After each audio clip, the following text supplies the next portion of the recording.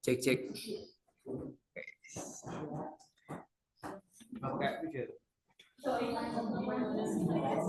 Monggo teman-teman silakan maju ayo.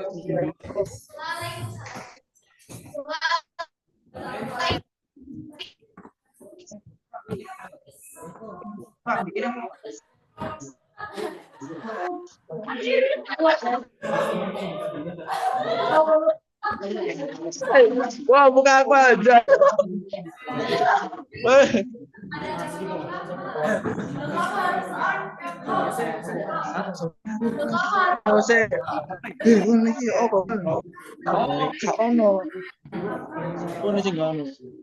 Kamera depan, kamera belakang.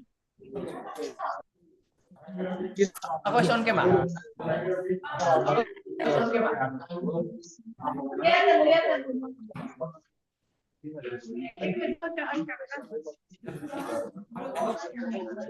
Wis. Udah. Tapi enggak ya. Pengaturan dulu nih di sini. Belakang.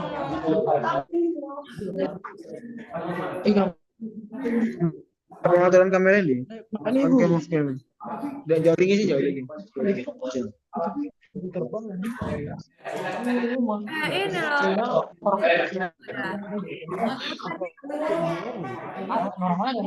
Oh, aku tuh main kayak link YouTube anjir.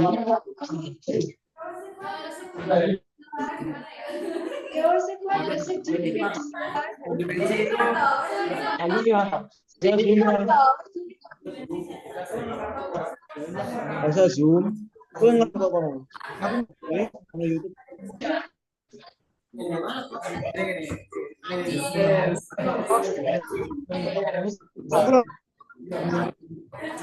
Siapa ya?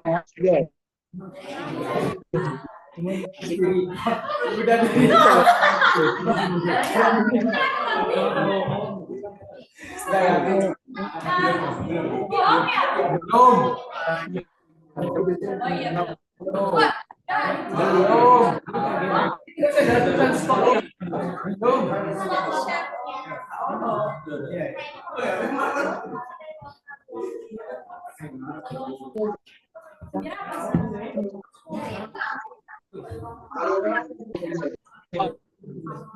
Kenapa sih? Dikirim.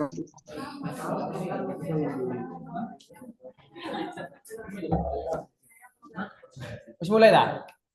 Apa ini? Ini apa? Mulai ya. Assalamualaikum warahmatullahi wabarakatuh.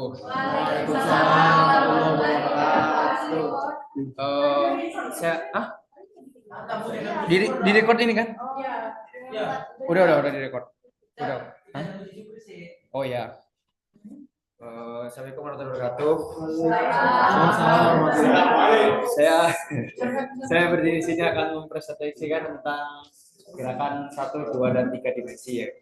Kalau misalkan ada kurangnya, maaf ya guys ya. Terus boleh kenalan dulu ya. Dari pertama, nama saya Muhammad Jaka Johar dan ini adalah rekan saya. Siapa itu? Sama Alexander. Terus Sisa Umar dan Azhar. Sampai secara Izal Kamila, Atna Dia Maslara Putri. Dan kita dari kelompok 4.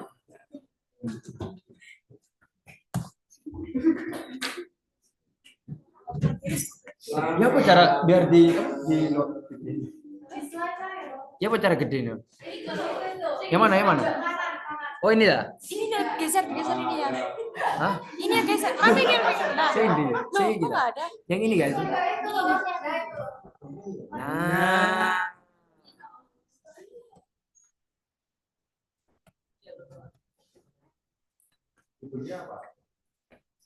Gerakan 1, 2, dan 3 dimensi. Nah, saya jelek, sabar.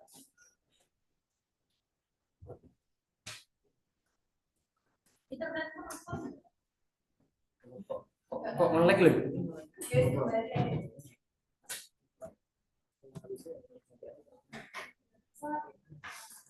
Kayak tadi ya. Ini cara nutupnya apa? Nah. Apa nih? Yang apa? Nah, itu yang strip kiri. Strip kiri mana? Ini. Nah. Nah,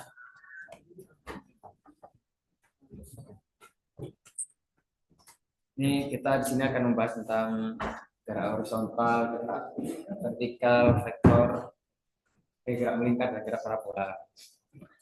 Oke, next.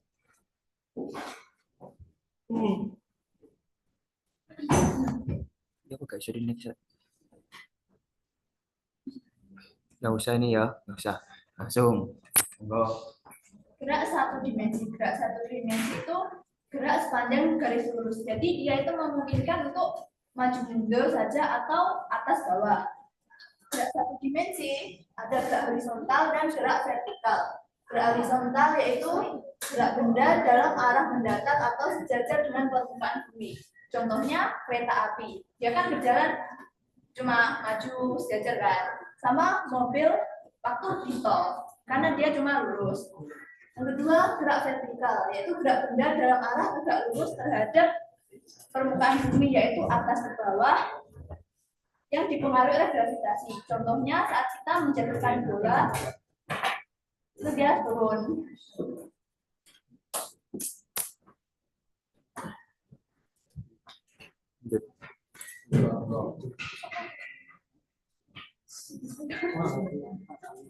Dalam gerak horizontal, kita akan familiar dengan jarak dan perpindahan. Jarak merupakan panjang total lintasan yang ditempuh oleh suatu objek ketika bergerak dari suatu titik ke titik lain. Jarak selalu merupakan besaran skalar yang berarti hanya memiliki nilai tanpa arah. Sedangkan perpindahan merupakan perubahan posisi suatu objek dari titik awal ke titik akhir. Perpindahan adalah besaran vektor yang berarti memiliki nilai dan arah.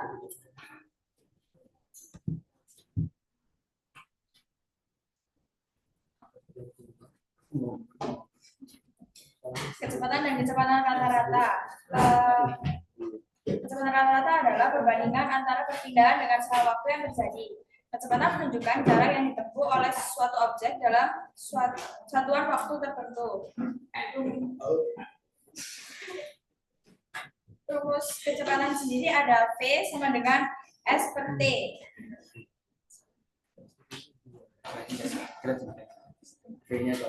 V-nya sendiri itu adalah kecepatan, S-nya jarak, T-nya itu waktu.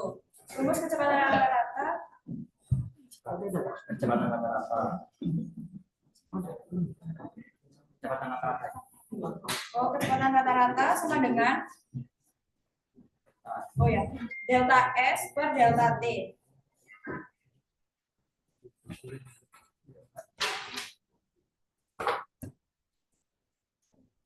Adapun di sini kita akan mencakup materi kecepatan sesaat, di mana kecepatan sesaat itu didefinisikan sebagai limit dari kecepatan rata-rata dengan selang waktu yang sangat singkat atau infinitesimal. Selang waktunya ini bisa mendekati 0. Terus selanjutnya itu kecepatan sesaat menunjukkan apa yang terjadi di setiap titik waktu. Itu kenapa di situ rumusnya itu V sampai dengan limit delta F itu sama dengan 0.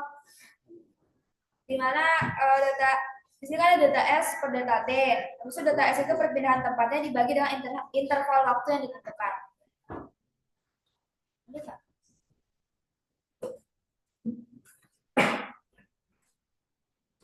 Apa ya? Percepatan dan percepatan sesaat. Bila kecepatan sesaat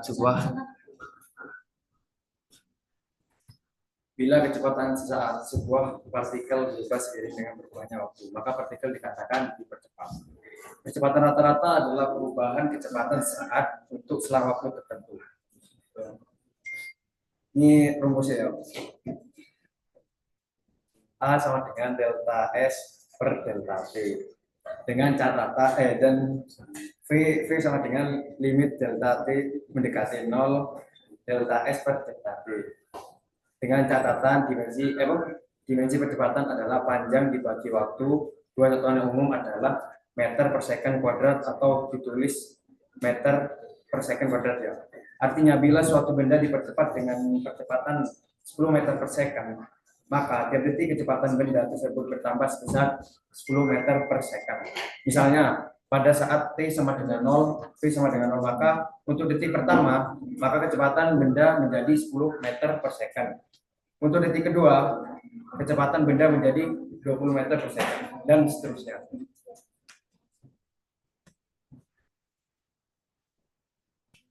Adapun percepatan sesaat.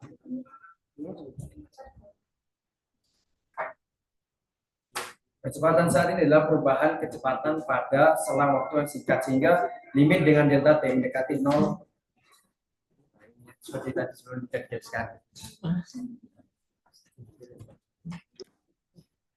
Contoh soalnya, ini adalah salah satu contoh soalnya. Adit berlari ke timur sejauh 24 meter selama 14 detik. Kemudian berbalik ke barat sejauh 12 meter dalam waktu 4 detik. Hitunglah kecepatan rata-rata Adit berlari. Sesuai rumus yang tadi, kecepatan rata-rata dianggap perpindahan ke timur nilai positif, sedangkan ke barat negatif. Maka V sama dengan delta S per delta T. S-nya tuh waktu yang pertama ditambah S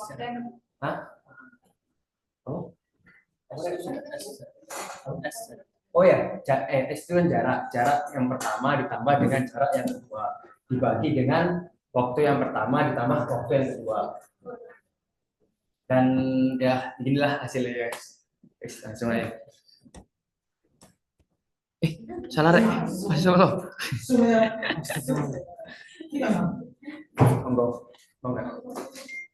Lalu ada percepatan gravitasi.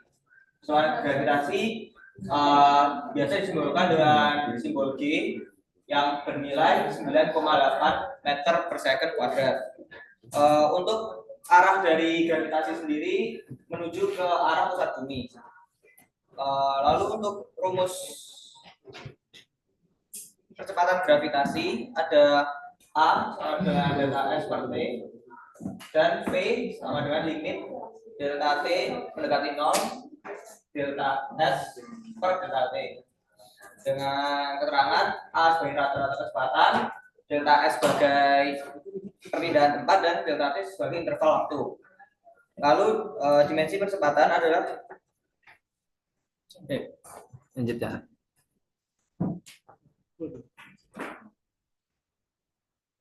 Udah. Jadi bebas. Oh iya belum dia. Kayak jatuh bebas. Lalu ada jatuh bebas. Yang pertama, benda dilepaskan. Kecepatan awalnya sama dengan 0, kerangka sama dengan ke atas positif, gunakan persamaan kinematika umumnya pada sumbu Y karena vertikal. Lalu jika benda dilempar ke bawah, A sama dengan G, ke atas positif, maka kecepatan akan negatif. Percepatan gravitasinya akan negatif karena untuk arah gravitasi akan mengarah ke pusat bumi. Lalu kecepatan awal tidak sama dengan 0, ke atas positif, maka kecepatan awal akan negatif. Lalu yang ketiga, benda dilempar ke atas. A sama dengan G, ke atas positif, maka kecepatan akan negatif. G sama dengan minus 9,8 meter per second kuadrat. Kecepatan awal tidak sama dengan 0, ke atas positif, maka kecepatan awal akan negatif.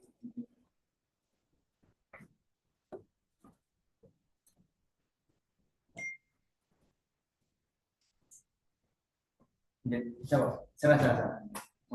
Gerak jatuh bebas sendiri dibagi menjadi dua, simetris dan tidak simetris.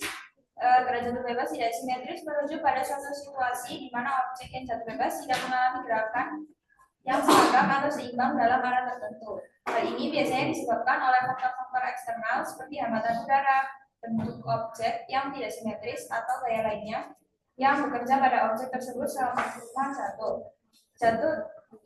Jatuh bebas simetris adalah ketika sebuah objek jatuh dengan gerakan yang seragam dan seimbang dalam kondisi ideal. Pada kasus ini, gaya gravitasi adalah satu-satunya gaya yang bekerja pada objek tersebut, tanpa adanya pengaruh lainnya seperti hambatan udara, gesekan, atau ketidakseimbangan dalam bentuk atau massa objek. Udah. Terus yang mana ini? Ya, tadi slide berapa ya? Ini dia untuk rumusnya kayak vertikal ya.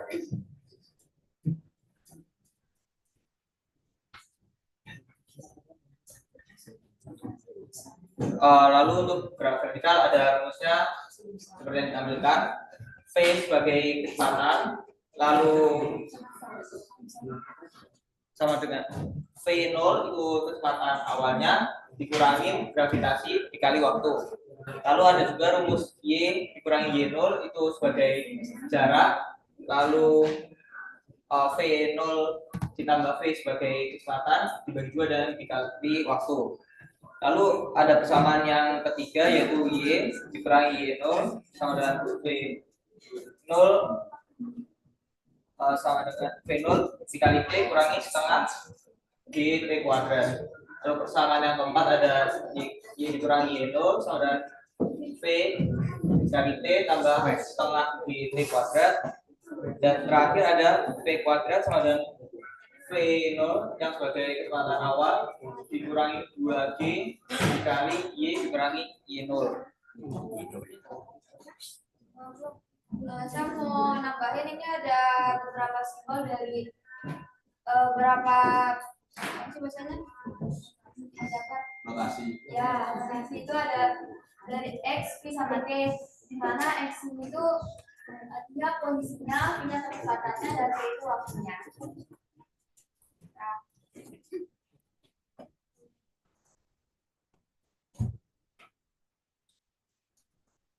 Nah, ini contoh soalnya. Sebuah bola dilempar kan vertikal ke bawah dari atap sebuah gedung yang tingginya 36,6 meter. 2 detik kemudian, bola tersebut melewati sebuah jendela yang terletak 12,2 meter dari atas tanah. Nah, A, pada kecepatan berapa bola tersebut tiba di arah? Ini menggunakan rumus yang bisa dilihat yang sudah dijelaskan sebelumnya bahwa Y sama dengan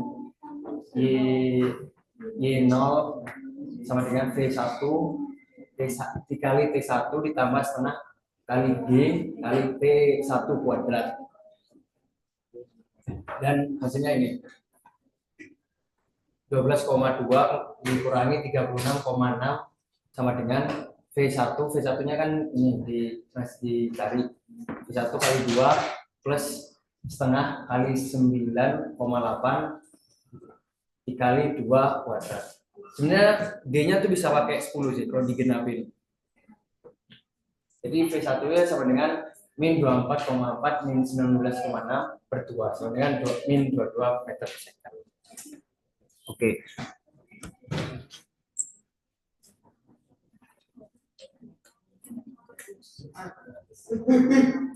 Gerak dalam 2 dan 3 dimensi. Vektor dapat digunakan untuk menjelaskan gerak lebih dari 1 dimensi.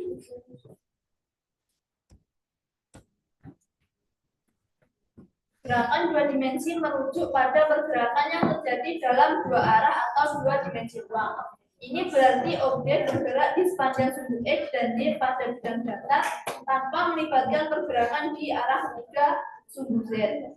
Dalam fisika ini sering dianalisis menggunakan konsep seperti kecepatan, percepatan, dan lintasan. Gerak 3 dimensi merujuk pada pergerakan yang terjadi dalam 3 arah atau dimensi ruang, sudut X, sudut Y, dan sudut Z. Dalam konteks ini, objek bergerak dalam ruang 3 dimensi yang memungkinkan pergerakan ke depan atau ke belakang, serta ke atas atau ke bawah, selain gerakan kiri atau kanan.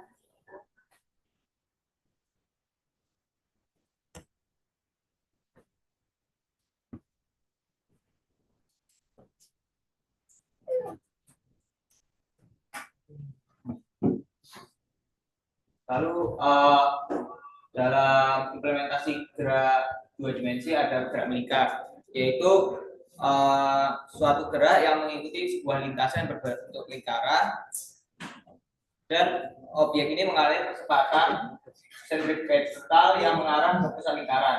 Konsep ini mencakup berbagai aspek seperti kecepatan sudut, percepatan sentripetal, dan daya sentripetal. Untuk jenis dalam gerak melingkar ada dua, yaitu gerak melingkar beraturan atau bisa disebut GMB. Ada sebuah gerak melingkar yang memiliki kecepatan sudut yang tetap atau sama dengan 0, yang tidak bakal berubah. Lalu ada juga gerak melingkar berubah beraturan atau GMBB, yaitu sebuah gerakan melingkar berubah beraturan memiliki kecepatan sudut yang berubah secara konstan dan kecepatan sudut yang konstan.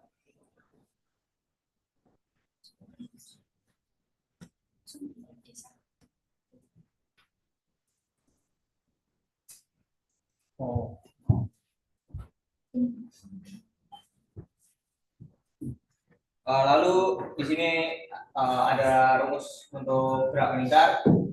Yang pertama ada percepatan sentripetal, yaitu AS sebagai percepatan sentripetal, lalu ada sama dengan T kuadrat sebagai kecepatan dibagi R, yaitu jari-jari, sama dengan W, yaitu work atau usaha, dikuadratkan lalu dikali R, atau bisa juga menggunakan persamaan 4P kuadrat per R kuadrat T kuadrat dikali R yang T sebagai periode. Lalu ada kecepatan sudut, yaitu omega sama dengan 2P kali F frekuensi, atau bisa juga 2P per T, yaitu periode. Omega sama dengan V per R. Lalu ada rumus periode, yaitu T besar sama dengan T kecil per R. Ada rumus frekuensi, yaitu F besar sama dengan N per T, atau F sama dengan 1 per T. Lalu untuk rumus gerak melingkar berubah beraturan ada percepatan sudut, yaitu sama dengan omega awal ditambah omega akhir dibagi 2. Perpindahan sudut dengan rumus omega awal dikali akhir ditambah setengah AP kuadrat, dan kecepatan sudut yaitu omega akhir sama dengan omega awal dikali ditambah kecepatan, dan omega akhir kuadrat sama dengan omega awal kuadrat ditambah 2 kecepatan sudut.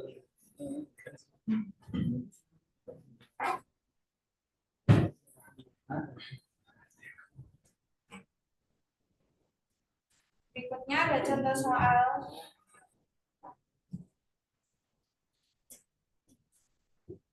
Yang pertama, sebuah kipas yang mulanya diam di percepatan selama 20 detik. Kecepatan sudut kipas tersebut 40 radian per second. Misal sudut yang ditempuh kipas selama 20 detik. Itu kayak rumus itu termasuk gerak melingkar berubah beraturan.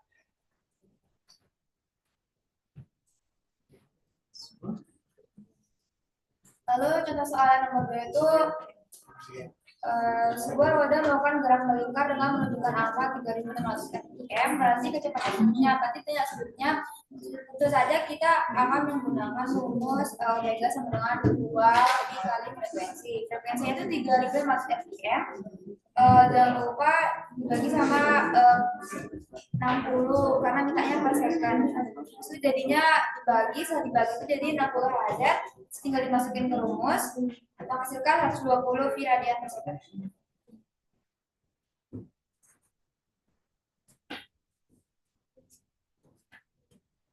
Selanjutnya ada gerak parabola, merupakan benda yang bergerak dalam arah X dan Y secara bersamaan. Bentuk gerak dalam dua dimensi tersebut kita sepakati dengan nama gerak peluru. Jangan mengabaikan gesekan udara dan rotasi bumi. Asumsi tersebut akan menghasilkan sebuah benda yang memiliki lintasan berbentuk parabola.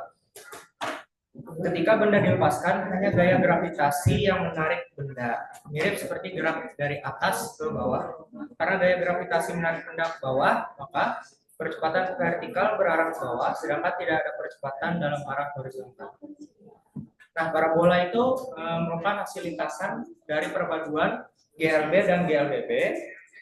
Gerak dalam arah X adalah gerak DLB. Percepatannya itu 0 karena kecepatannya konstan. Sedangkan gerak dalam arah Y adalah gerak jatuh bebas GLBB. Percepatannya itu berubah-ubah karena kecepatannya juga berubah-ubah. Untuk arah X itu memiliki rumus AX sama dengan 0 atau percepatan sama dengan 0. Kecepatan Px sama dengan 0, Px0 sama dengan V0 cos theta 0. Px sama dengan konstan, jadi kecepatannya itu konstan. Untuk mencari jaraknya sama dengan Vx0 dikali T. Kalau arah Y, Y0 sama dengan V0 sin theta 0. Ambil arah positif ke atas. Selanjutnya, gerak dengan percepatan konstan, persamaan gerak telah diberikan di awal.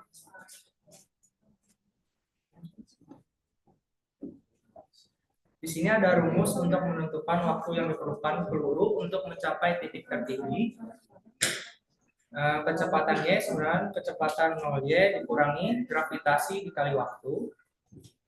Jadi hasilnya itu waktu sama dengan V0Y dibagi gravitasi. Untuk mencari tinggi maksimum itu rumusnya K sama dengan V0 kuadrat theta dibagi 2 dikali gravitasi.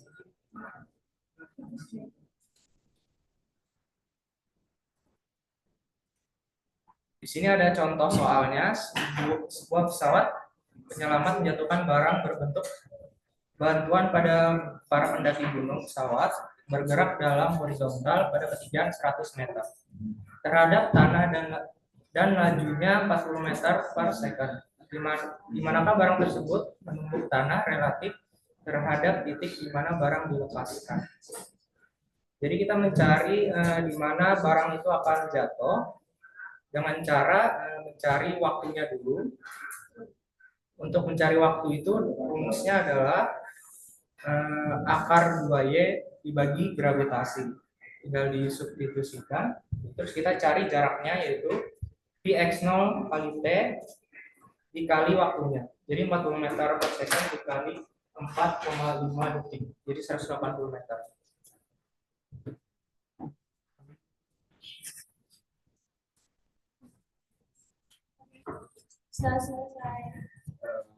Sekian dari saya, dari kami. Kurang lebihnya mohon maaf. Kalau kurang ya mohon maaf ya guys. Mungkin bisa belajar sendiri ya. Ya. Oh ya, mungkin ada yang mau tanya mungkin. Nah, Kamu yang akan jawab. loh. Ada yang ingin bertanya? Gak ada yang bisa. Iya, soalnya cepet dari. Oh iya.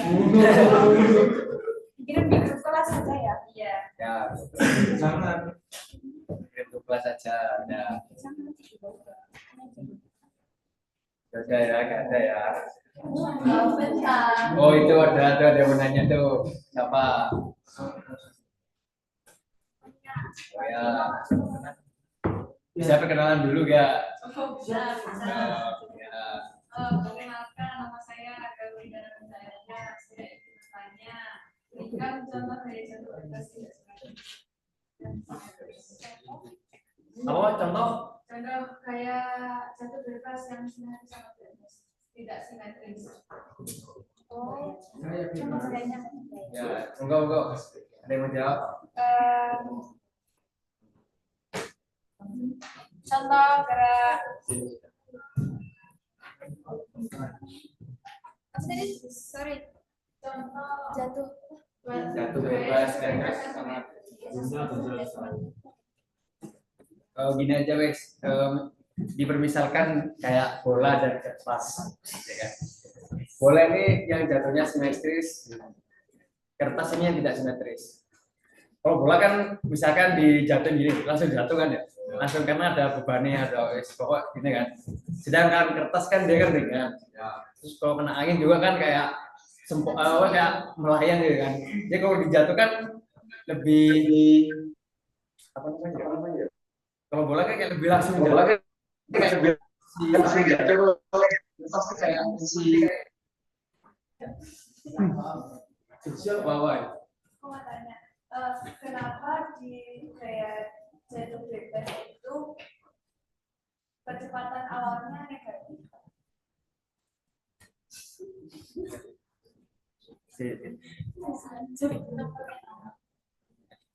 Ini di close ya? Apa ya? Terus reload. Iya. Coba aja. Bisa kok. Soalnya linknya emang ganti. Bisa kok. Rek, Bisa kok. Bisa. Tapi nggak tadi bisa yang ganti. mana tadi? Gerak jatuh bebas. Ini. Yang ini. Ya. Yang ini. Ya.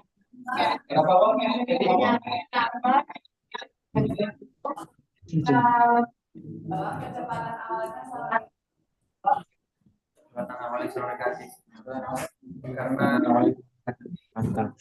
Karena Tidak apa. Tidak nanti. Tidak apa. Tidak nanti. Karena apa?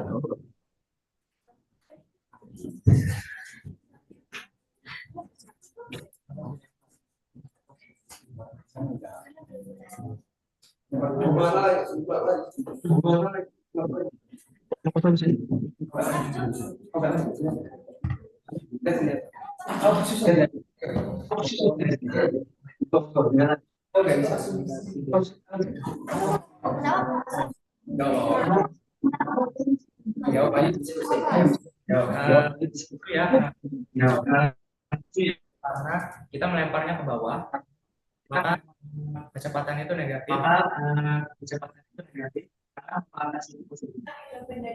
Ya, benda dilempar ke atas itu tetap kecepatan awalnya kenapa negatif?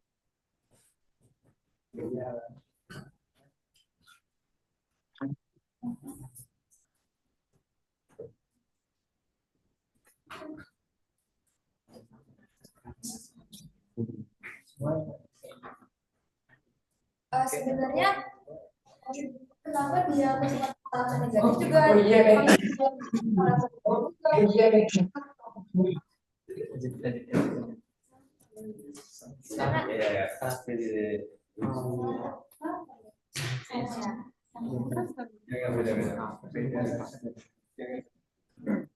Ini pure dari kesalahan kami karena salah melakukan materi. Maaf. Ya, silakan. Bentar ya.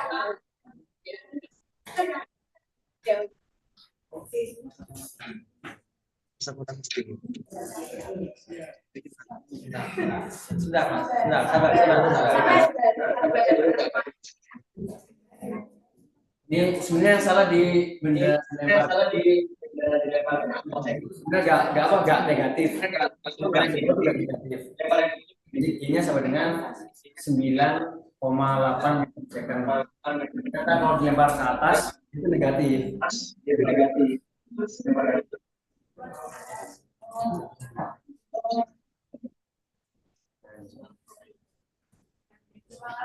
Ya. Maaf ya. Ya, silakan. Bentar. Silakan. Mau bertanya. Pattern mengaruhi luas berat atau berat kecepatan dan kecepatan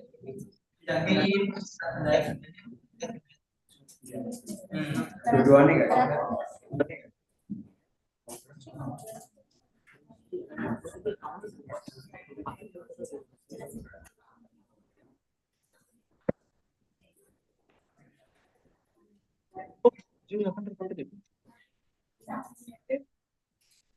Melalui ini oh masa benda. Oh tadi pertanyaan saya ya bebas. ya Satunya luas bidang. kayaknya ya.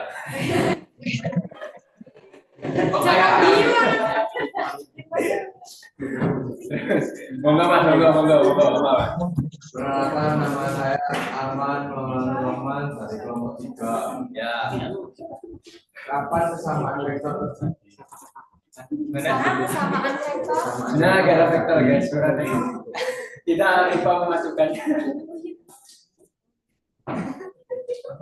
Saya gak ada waktu ya, semua. iya. Mungkin bisa lihat di materi ada vektor di materi Bapak E.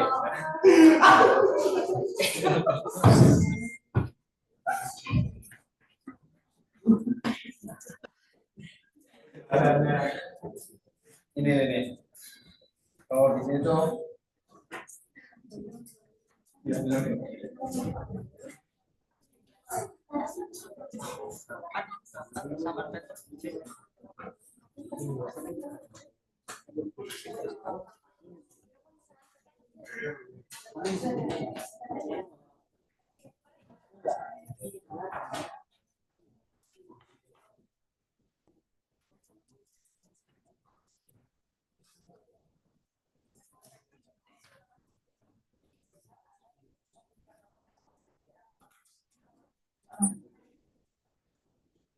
Tadi pertanyaannya kapan kesamaan vektor terjadi? Ya. Pertama-tama saya mohon maaf jika jawaban saya agak melenceng. Jadi menurut kami setelah kita cermati lagi itu dua vektor ini dikatakan sama jika memiliki besar arah dan kedudukan titik awal yang sama. Makanya ada kesamaan vektor itu bisa terjadi. Ya. Karena pengaruh adanya besar arah dan kedudukan titik awal yang sama. Terus ini bagaimana cara menghitung panjang vektor? Panjang vektor. Bapak, aku lagi. Bantu Mas, Bagaimana cara mencari panjang suatu vektor itu? bisa buka di Google Classroom aja Mas. Ayo Om Tony terbaik. Oh, apa? Monggo. Mau menanggapi tadi kan tanya yang mempengaruhi jatuh bebas itu masanya atau kesegarannya. Nanti saya cari itu dipengaruhi oleh gravitasi bukan oleh massa benda. Jadi yang mana? Jadi masanya sebenarnya berpengaruh atau enggak? Atau permukaannya? Berarti Jelasin ini mau jelasin nih. Oh, ada pembuktiannya gimana? Pembuktian. Ya, kan misalnya kalau benar massa benda dan bukan gravitasi yang mempengaruhi itu, oh pembuktiannya gimana? Ini ayo Wex, speed kali ya, sama kata sendiri.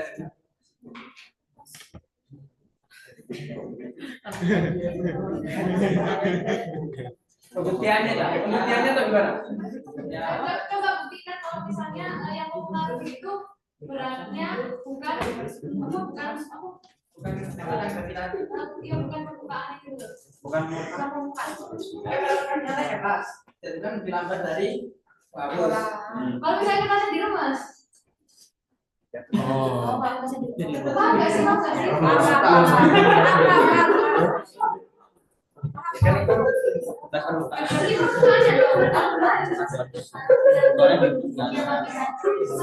Berarti permukaannya dong. oh iya.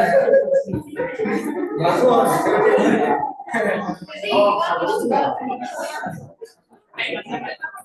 Oh iya, di sini udah terjawab udah. Iya enggak. Iya. Enggak. Ya. Ya. Cukup ya. Waduh.